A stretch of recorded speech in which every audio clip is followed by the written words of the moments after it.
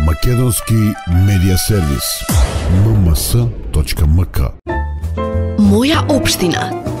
Општина Виница организираше богата програма по повод 75 годишнината од ослободувањето на градот и 75 години слободен живот во општината.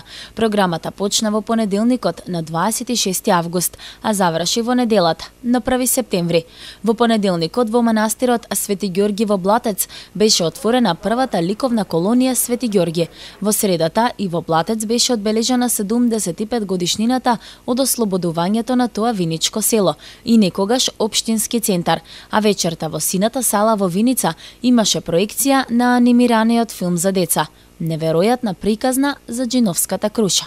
Во четвртокот напладне во библиотеката Ванчо Браќе беше промовирана поезијата на македонскиот современ поет Игор Крајчев, а вечерта во фоајето на Домот на културата беше отворена изложба на дела од роднокрајни автори. Дури 26 уметници од општината Виница за прв пат се обединија на едно место. Повеќето беа присутни, а и отсутните, од кои некои покојни, зборуваа преку своите дела: сликарство, копаничарство, резбарство, стрип, скулптури. Првата изложба на роднокрајни автори како идеја ја зачна музејот Теракота во соработка со Сдруженијето на уметници УМ.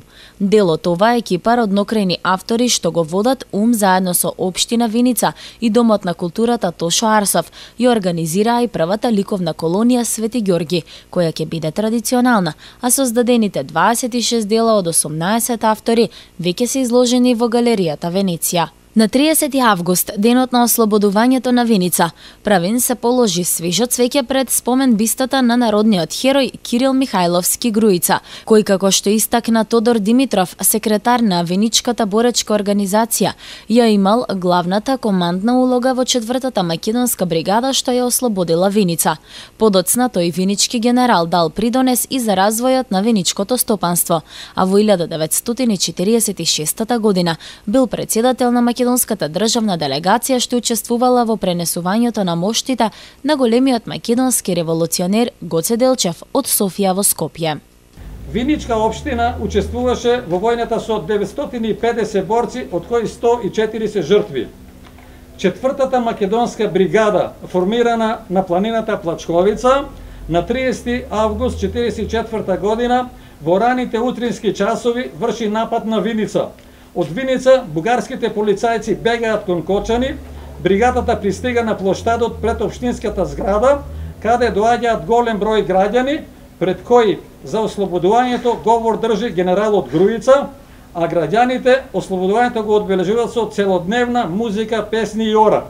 Свежо цвеќе во присуство на семејствата на неговите внуци беше положено и пред спомен бистата на народниот херој Славчо Стојменски во кругот на училиштето што го носи неговото име, а потоа во сината сала пред повеќе од 300 луѓе беше промовирана монографијата за основното училиште Славчо Стојменски, во која авторот Тодор Димитров, освен за училиштето, дал и опсежна слика за историјата на градот, за културата и за образовниот процес во изминатите 137 години во Виница. Од името на општината, градоначалникот Ивица Димитров му врачи плакета на Димитров, нагласувајќи дека неговиот труд, кој не е прв, дава сеопфатна слика за виничкото образование за период подолг од 1 век. Ова е втора година од мојот мандат, ова е втор авторски труд кој се печати во целосна подршка од општинскиот буџет. Исто тоа оставам отворен апел до сите наши сограѓани, ентузијасти, творци кои имаат квалитетен материјал, значаен за Виница и сакаат да го овековочиме во печатен материјал. Вечерта во градскиот парк беа промовирани првиот том на првата македонска рок енциклопедија и книгата Македонска дискографија винили, а потоа се одржа фестивалот Слободна зона. Во саботата наутро на градскиот стадион почна регионалната велосипедска трка 75 години Слободна Виница, во која учествуваа околу 90 учесници од Виница, Штип, Кочани, Струмица и од други градови, а потоа и Виница Куп 2019 во мал фудбал, на кој учествуваа 24 екипи од цела Македонија. Вечерта пак на преполниот винички плоштад Ангел Винички се одржа музички хепенинг и концерт на групата Црвена јабука.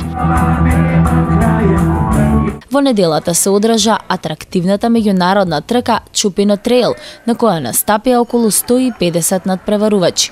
Во трката на 40 километри до врвот Лисец на Плачковица победи Мирослав Спасов од Бугарија со време од 4 часа и 7 минути пред Маријан Бонев од Велес. Во женска конкуренција на 40 километри најдобра беше Сања Најдовска, а на 16 Марија Филип. Моја општина.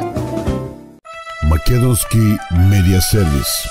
mms.mk